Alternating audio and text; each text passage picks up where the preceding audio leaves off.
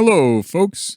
My name is Matthew Horrigan, and I'm a PhD student at the School for the Contemporary Arts at Simon Fraser University.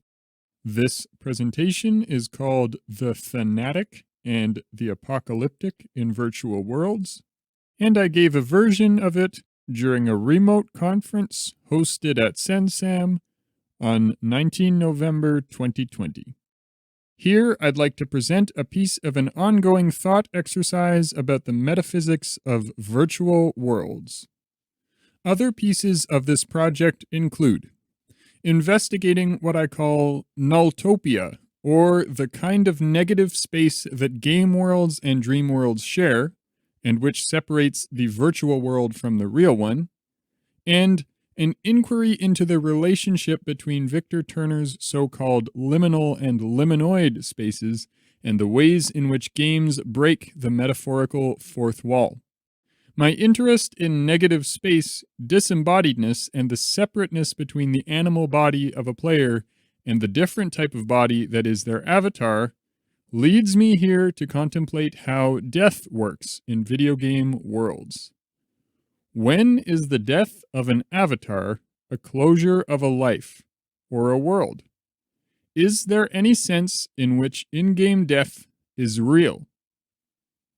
To start with, I'd like to make a distinction between two literary themes, the apocalyptic and the thanatic.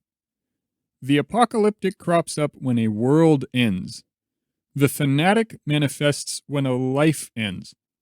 The two do not necessarily coincide. Sometimes the world goes on after an individual dies.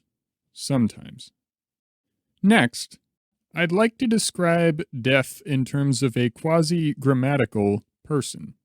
When I shoot an enemy in a first-person shooter, I call that death in the second person.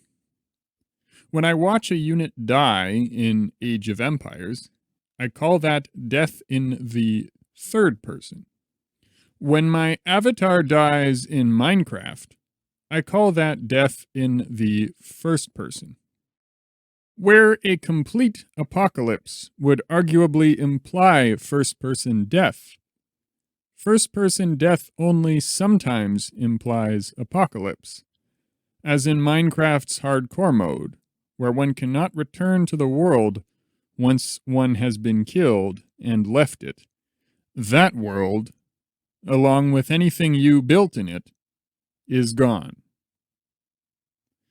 Kitty Horror Show's Anatomy, a horror game about inhabiting space, goes one step further, repeatedly glitching, closing its own software and kicking the player out as a necessary and inevitable part of playing through the game's narrative. The abrupt world closures in Anatomy import just a little flavor of apocalypse, just as the relatively inconsequential avatar death that happens over and over again in a game like Dark Souls imports just a little flavor of the thanatic. These events, which would be hugely consequential in real life, become repeatable experiential moments. There is a sense in which virtual worlds make the deadly and the final accessible and imitable. This repeatability of death can then become planned into the play experience. Noah Caldwell-Gervais, reviewing the God of War series, notes that some bosses are so difficult to fight and are likely to kill the player so often that the frustration they consequently build up becomes part of the payoff in eventually triumphing over them. The divorce that occurs here between the thanatic and the apocalyptic points, perhaps, to a defining trait of what we call the real world. That is, the world in which death occurs but once, and whose persistence is not verifiable or falsifiable beyond that point. If life were a game, I would propose that the real world is the world wherein death simply cannot become part of the metagame.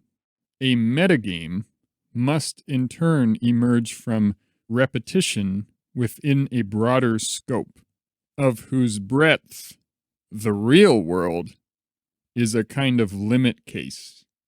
In closing, I am very pleased to observe the way that CD Projekt's Cyberpunk 2077 uses its story arcs to discuss the idea of carrying consciousness and knowledge between bodies.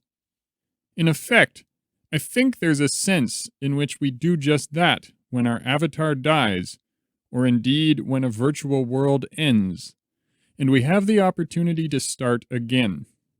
We become like the souls, or at least what Cyberpunk 2077 calls the personality constructs of the avatars we drive. In Cyberpunk 2077, Keanu Reeves's character, Johnny Silverhand, describes himself as taking over the protagonist's body like mold on fruit. This relationship between parasite and host offers insights, I think, into our own roles as agents within a system of virtual bodies.